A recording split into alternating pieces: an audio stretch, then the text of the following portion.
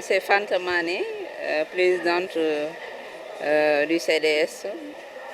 Centre de santé Mamadou Diop. Voilà. C'est une journée de satisfaction. Donc, on remercie le district, le personnel sanitaire qui est là, en l'occurrence le médecin-chef, la maîtresse sage-femme et tout le personnel. Donc, tout le monde a contribué pour la réussite de cette journée qui est dédiée aux femmes. Mais pas seulement aux femmes, et cette solidarité-là s'ouvre, puisque c'est les hommes qui sont aux côtés des femmes. Donc, c'est un appel aussi qu'on lance, un appel de sensibilisation pour la communauté en général. Donc, la mobilisation, être à côté de la population, nous, on est mandatés pour ça et on va continuer à sensibiliser. Et puisque nous avons une satisfaction, et je vais donner la parole à la maîtresse sage-femme qui a tout coordonné. Nous, on a été juste des appuis pour la communauté. Et on remercie tous qui sont là, la communauté sikapoise, le maire qui est en l'occurrence le président du comité de gestion. Et l'arrondissement aussi est dirigé par une femme. Et nous voudrions aussi la dédier cette journée, en l'occurrence Madame le sous-préfet de Grand Dakar et toutes les femmes, parce que les femmes c'est des braves dames, et aussi les jeunes filles, parce que aussi ça concerne la vaccination contre le cancer du col de l'utérus, qui concerne la vaccination HPV, qui concerne les filles entre 9 et 14 ans. Et vraiment on est satisfait et on sollicite toute la population à venir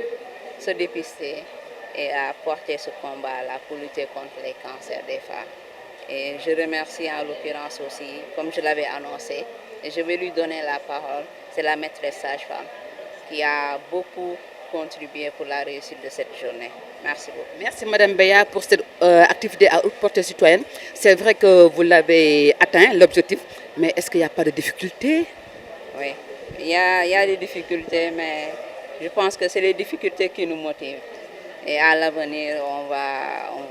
ça sera juste de l'expérience. Tout ce qu'on demande, c'est que l'accompagnement du district, l'accompagnement des collectivités territoriales, pour qu'ensemble qu'on relève les défis de santé communautaire. Nous remercier askan bi yëpp bi ñëw wuyu si ces journées de dépistage centre de santé Mamadou Diop. Je remercie le district, je remercie le centre de santé Mamadou Diop, le CDS, toute l'équipe qui s'est mobilisée pour l'organisation, la sensibilisation, sans oublier les badianu gox. Ils ont joué un grand rôle. ñoom ñëpp ñu jàpp ci woo askan bi ñëw teew. Donc loolu yëpp ñu ngi leen ci remercier di remercier tamit mention spéciale à la maîtresse sage-femme ak toute son équipe parce que lépp ñoom la ñun dañ nekk seen ginnaaw rek te di rafetlu bu baax askan bi nu ñu ñëwee participer ci bés bi parce que comme ni ñu wax rek fagaru moo gën faju. Donc sensibilisation bi dépistage bi dafa am solo mooy waral ñu mën a anticiper mooy waral jàngoro bi bañ a law ci jigéen ñi. Donc en tout cas kontaan nañu bu baax di remercier ñëpp. C'est Madame Diène Aïssatou Aïredo, je suis la maîtresse sage-femme du centre de santé Mamadou Diop. Voilà, cette journée c'est une journée de sensibilisation, une journée de prévention. Nous incitons toutes les femmes, toutes nos mamans, nos sœurs, de se dépister parce que l'importance du dépistage, se dépister tôt, ça nous permet de guérir le cancer parce qu'il est possible de le guérir, mais à condition qu'on puisse découvrir cette maladie très tôt. Et pour cela, il faut le dépistage. Donc nous incitons tout le monde à se dépister, sans oublier aussi la vaccination par rapport à nos filles de 9 à 14 ans. Le fait de les vacciner, peut-être que d'ici quelques années, on pourra éradiquer cette maladie-là. Par rapport à la vaccination, il y a deux doses qu'on fasse. Il y a une première dose qu'on fait et à 6 mois après, elles reviennent. Il y aura donc une suivi. Voilà. Quel message Voilà, pour ce cancer féminin, moi je lance à toutes mes sœurs, toutes les femmes, de ne pas avoir peur de cette maladie-là et de savoir que c'est une maladie qu'on peut guérir. Et c'est le dépistage, la prévention qui est primordiale. Je remercie tout le monde, je remercie le district, je remercie notre médecin-chef, je remercie les CDS qui n'ont ménagé aucun effort pour la réussite de cette journée. Je remercie aussi mon équipe qui sont derrière moi. Je les remercie parce que grâce à eux, si j'ai pu réussir tout ça, c'est parce qu'elles ont été là. Je remercie tout le monde, tous ceux qui ont participé de près ou de loin pour la réussite de cette journée. Je leur dis merci. Merci. Ci wolof. waaw damay ñaax sama jigéen yi ñu ñëw di dem seet saytu seen yaram parce que cancer du sein ak cancer du col de l'utérus mooy cancer yi mën a lor jigéen te bari na donc ñu bañ ko def maladie boo xam ne c'est tabou yaakaar ne mënuñ ko wéral non non mën na wér à condition ñu ñëw dépister wu ñu gis seen pathologie bi très tôt buñ ko fajee yàlla mën na see saafara ba mu jóge fi te ñu bàyyi suñu doom yi am 9 ba 14 ans ñu ñëw andi leen ñu vacciner leen parce que ñoom am nañ chance boobu xëy na ñun seen yaay amuñu woon chance am gratuité vaccin bi mais ñoom am nañ ko donc nañ leen bàyyi ñu profité aussi mën na am fekk ay at feebaru cancer du col de l'utérus kenn dootu ko fi dégg si bu ñu vacciner xale yi yëpp donc nañu bàyyi xale yi ñu ñëw vacciner wu voilà. population bi li ma leen di ñaax mooy ñu bañ a ragal feebar bi parce que feebar buy wér la ñu bari dañ foog ne feebaru cancer du wér dina wér à condition ñu teel a ñëw seet seen yaram buñ ko teelee gis buñ leen fajee yàlla mun na dimbali ñu wér ci feebar donc nañu ñëw ñu dépister wu ci. ñu lay jaajëfal bu baax a baax a baax.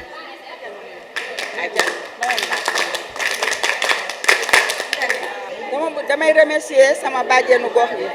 parce que buñ demee ba mën a def sensibilisation yi ñoom participer nañ ci bu baax ñoom ñoo ñu gën a jege population bi donc maa ngi leen di jaajëfal di leen remercier parce que li ñuy def yombul te dañ koy def rek ngir yàlla tax donc maa leen ciy remercier ñoom ñëpp di remercier suñu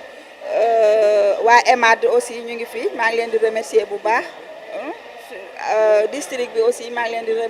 remercier médecin chef suñu CDS yi parce que ñoom tamit jàpp nañ ci bu baax pour réussir journée bi wala maa ngi leen siy remercier bu baax a baax. li may wax rek mooy d'abord ngeen may ma féliciter équipe bi nga xam ne moo nekk ci Mamadou Diop jaarale ko nag ci médecin chef bi muy docteur Anna Mody Seck teg ko ci loxo sage-femme bi nga xam ne macha allah lu tax loolu liggéey bu rafet bi nga xam ne ak comité de développement sanitaire bi secrétaire exécutif bi nekk nii liggéey bu rafet bi nga xam ne ñu ngi koy def ci Mamadou Diop nga xam ne képp koo xam ne yaa ngi ñëw ci centre bi ak loo fay munti wut si di saafara sa jàngoro ñoom ñëpp a ànd apprécier di ko bind partout ñëpp di ko gis loolu médecin chef dafa ne moom du ma ñëwee lu may njëkk a wax mooy féliciter leen ci liggéey bu rëy bi nga xam ne ñu ngi koy def fii ba loolu wéyee également ñu ñëw ci octobre rose nag comme ni mu ko defee le médecin chef dafa jàppale fukki structure ak ñeent yi nga xam ne ñoo nekk ci district bi ak structure parapublique privé yëpp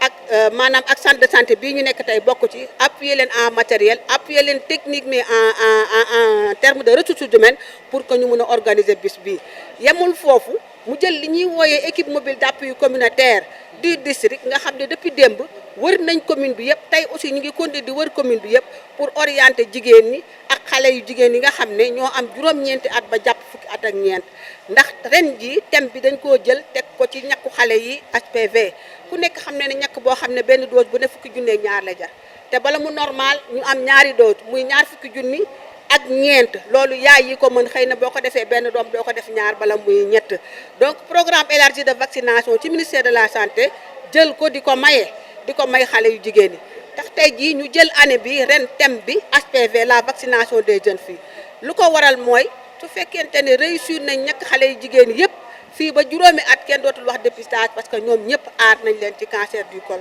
donc de l'utérus doomu jàngoro bi nga xam ne moom moo koy def voilà. jërëjëf Maman Ndak donc ci biir loolu lan ngay ñaax encore muy autorité yeeg ñëpp ndax jëf yi gën a ñoŋ c'est vrai que vous avez atteint votre objectif ban appel ngay def. ñaax mooy rek loolu tamit gannaaw ba ma gërëmee bàjjeni du ma ne ñaax sax mooy damay renforcer rek dolli bàjjenu gox yi nga xam ne ñu ngi liggéey bu rëy ci ñàkk bi. parce que tey jii li ma wax mooy doole pour ñu xeex cancer du col de l'utérus nga xam ne mooy feebar bi nga xam ne mooy fa gën a faagaagal jigéen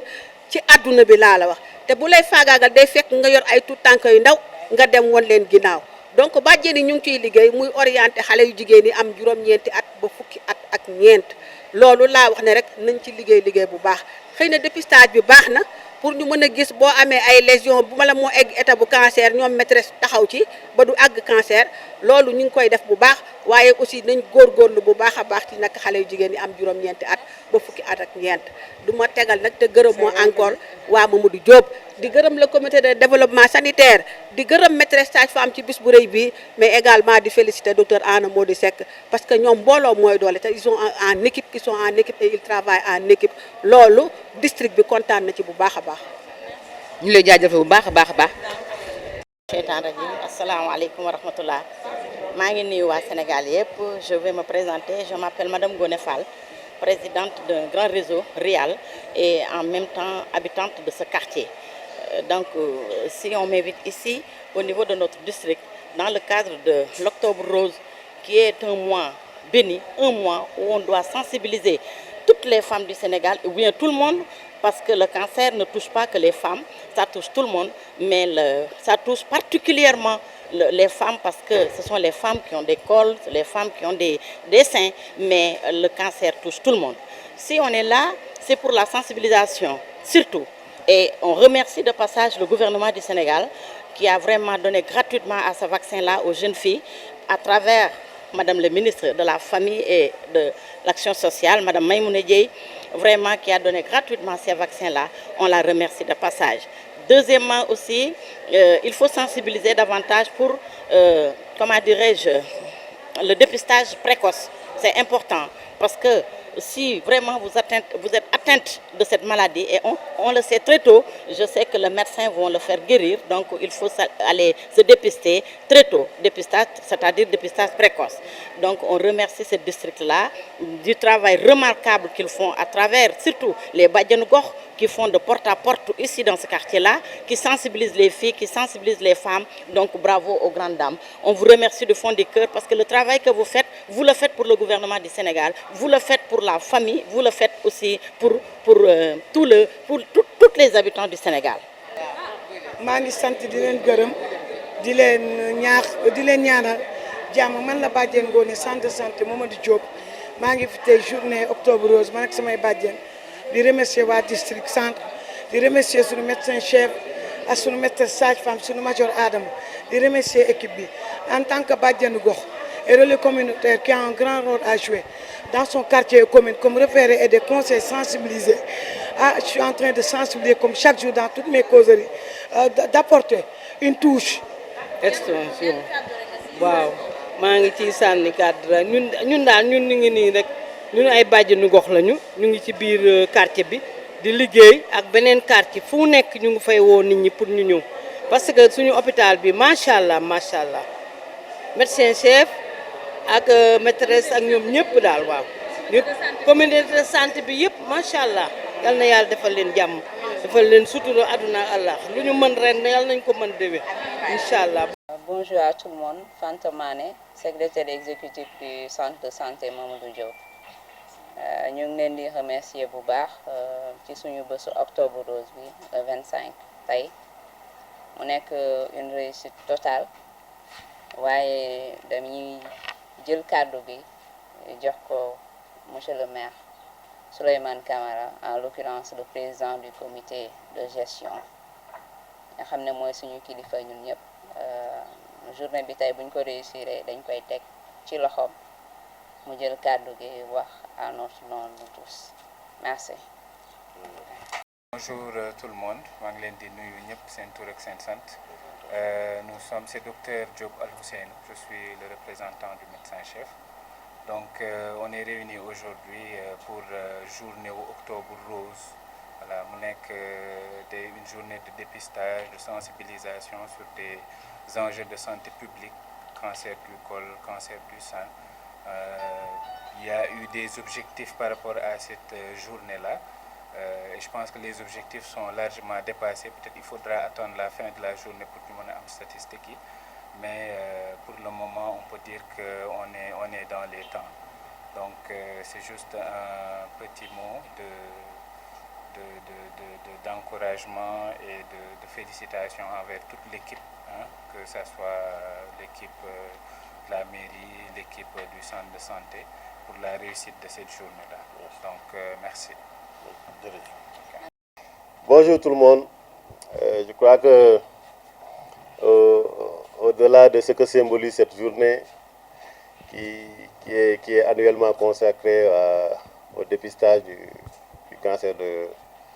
du sein et une récolte de fonds pour la recherche,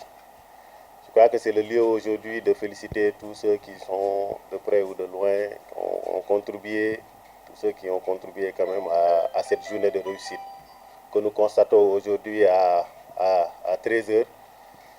c'est-à-dire en demi-journée, où on constate que l'objectif a été non seulement atteint, mais dépassé, ça a été démultiplié par 3 des chiffres qui me sont parvenus à cette heure. Donc c'est le lieu de féliciter le comité dirigé par notre sœur, notre Nyancho, Fanta, et de féliciter aussi l'administration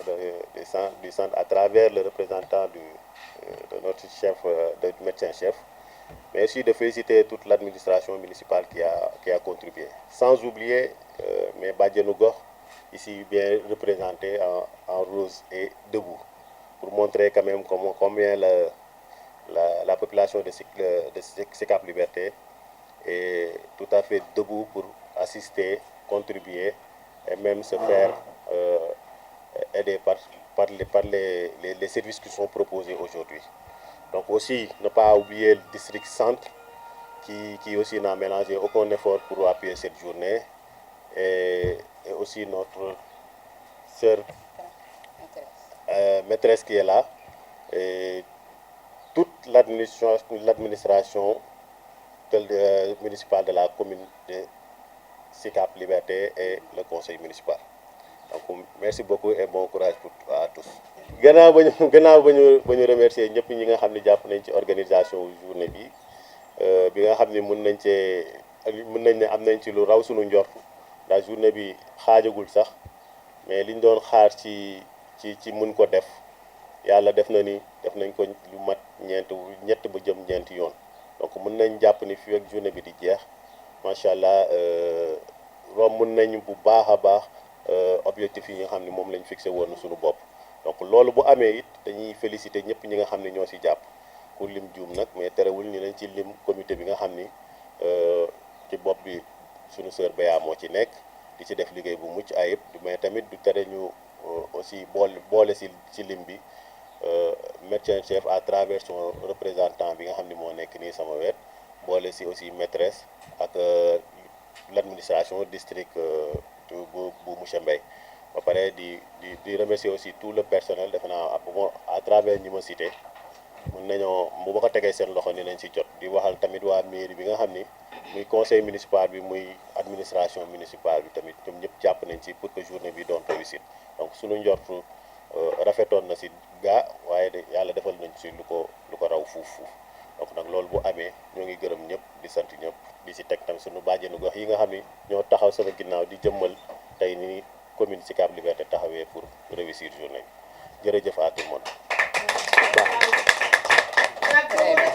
C'est bon. tey mën nañu wax ni Sicap ñoo koy tiitaroo. Monsieur le maire ñu ngi lay ziar. ñoo ngi lay delloo ziar. waaw di wax ni rek ñu ngi ci octobre rose, gis nañ tamit comme ni ñu koy waxee rek bëri na ci ay quartiers yu bëri yoo xam ne mën nañu wax ni def nañu journée de cancer de l'utérus bi ak cancer du sein. tey mën nañu wax ni est-ce que am nga ci satisfaction ci mois d'octobre bi. Non, journée bi moom nee naa njort gi yàlla def na mu raw ko tey. Amoon nañ ci njort gu rafet, mais li ñu defal ci demi journée romb na ñetti yoon li nga xam ne moom lañu xalaatoon ci journée bi mooy am. Donc loolu tamit satisfaction totale la. Est-ce que tamit mën nañu xaar benn message boo xam ne ci monsieur le maire ak ci population comme sa commune. waaw message bi benn la, mooy thème ren bi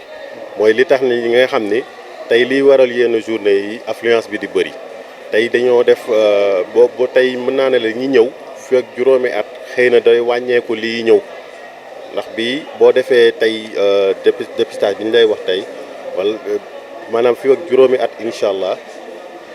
lu moitié bi sax dootul soxla ñëw parce que day bii prévention la donc di leen ñaax journée bi jeexagul bu ñu mënee gën a gaaw gën a ñëw ngir ñu saytu seen wér-gu-yaram ngir njaboot gi gën a féex gën a dal. message bi ngay lancé rek ñi nga xam ne parce que depuis am na ay soxna yoo xam ne tamit comme ni ñu koy wax rek. des fois dañuy am benn peur boo xam ne. maanaam dañuy ragal pour ñëw def ci dépistage bi lan nga leen di wax. waaw bëri na de bëri na ci sunu askan ndax ni mu dafa ajoog sunu culture ajoog sunu coutume ñoo xam ne dañ ciy am xel ñaar waaye xam nañ ne sénégalais moom balaa moo dem hôpital rek xaw a dee waaye nag loolu pour mu bañ la ci egg pour mu bañ la ci daj del teel a jugal sa bopp demal sa bopp teel a xam li la dal pour teel ko faj mu teel la bàyyi nga mën a continuer sa àdduna ci anam yu gën a ñooñ. jërëjëf monsieur le maire. jërëjëf yow it. muy journée de dépistage du cancer du col de l'utérus et cancer du sein comme ni koy waxee rek ñu koy defee fii tey ci porte santé Mamadou Diop fii ci Liberté 6 ñu taxaw ak nag les bàjjanu gox ma taxaw ak nag Ajaratu Fatmata Sy ñu ngi lay ziar. delloo ziar alhamdulilahi rabbil alamin ñu ngi sant yàlla di julli si yonant bi sallallahu alayhi wa sallam kontaan nañ ci torop ndax nit liggéey na ba sonn te amu ci lu ko neex waaye ñun suñu journée tey bi dañoo am lu ñu neex parce que ñëpp wuy si nañu xam nga woote neex na waaye woote ñu wuy si la nag moom moo gën a neex parce que tey waa Gaspard ñooy suñu kilifa ñoo jógee ba seen district ñëw seet si ñu waaw félicité ñu xam na ni ñun réussir nañu waaw ñu ngi leen di nuyu nag di leen ziyaare di nuyu suñu maîtresse sage-femme di nuyu xale yu nekk fii yëpp macha allah di nuyu bàjjanu gox yi ndax bàjjanu gox yi liggéey bu noble la ñuy liggéey du question nag lu ma nekk bàjjan moo tax ma wax parce que jaamu yàlla bu rëy la liggéey te yaakaaroo ci dara liggéey ci kenn fayu la dara loolu si jaamu yàlla la bokk kon ni yonent bi sallallahu alayhi wa sallam doon wax rek sama miskinu yàlla yi ku ma leen jàppale yaa ngi jàppale yàlla suñu borom tabaraka wa taala kon kuy jàppale xale di jàppale jigéen bu wérul di jàppale mag bu feebar xam nga kooku yaa ngi jaamu yàlla waaye suñu mbokk jigéen yi nag ñu ngi leen di ñaan parce que lii nii saytu sa yaram si jaamu yàlla la bokk nañu jóg saytu seen yaram bu ñu ragal feebar boo xam ni bis boo ko seetee nga xam ni feebar nga ko dañ la faj nga wér loolu amul ragal diabétique yaa ngi fii dañoo jabet dañuy wax feebaru jabet du wér te terewul diabétique yi ñu ngi dëkk ci dispensaire yi di faju guddeeg bëccëg ñoom itam xale bu mu dal ku mu dalul koo xam ni xale bu ndaw nga sëy nga ba xam lu xew ñëwal nga dépisté wu na xale yi ñëw dépisté wu na mag yi ñëw dépisté wu jeeg yu ndaw yi nañu ñëw dépisté wu parce que jeeg yu ndaw yi ñu ngi def loo xam ni loolu mun na indi cancer waaw. remerciement ngay def. waaw maa ngi sant di gërëm di leen sant yéen ñi tey ñëw si ñun parce que jóge sa kër bët mooy dem fu ko kenn soxlawul waaye tànk moom fu mu dem rek am na fa yaakaar kon ñu ngi leen di sant yéen di leen gërëm sama xale yi maa ngi leen di sant di leen gërëm di ñaan yàlla nañu mottali seen ndaw si kaw suuf parce que nag ay jàmbaar lañu ñun mënuñu dara ñu ngi sant suñu relais yi ñun mag yi ñu ngi sant suñu relais yi bu baax ndax bu ñu deful dara relais yi ñooy dem ñooy dikk ñooy yëg ci états yi ñooy wàcce états yi ñu ngi sant relais yi di sant personnel bi nekk fii Mamadou Diop ñun waa Mamadou Diop mention spéciale ñu ngi sant maîtresse ñu ngi sant maîtresse di sant Adama Major Adama di sant docteur waaw di sant docteur bu baax ñun famille lañu dafa mel ni ñoo bokk day bokk baay ñu ngi leen di sant di leen gërëm ñoom ñëpp bàyyiwuñu kenn nag ku déggul turam fii na nga xam ni nit a mel noonu nit a motadi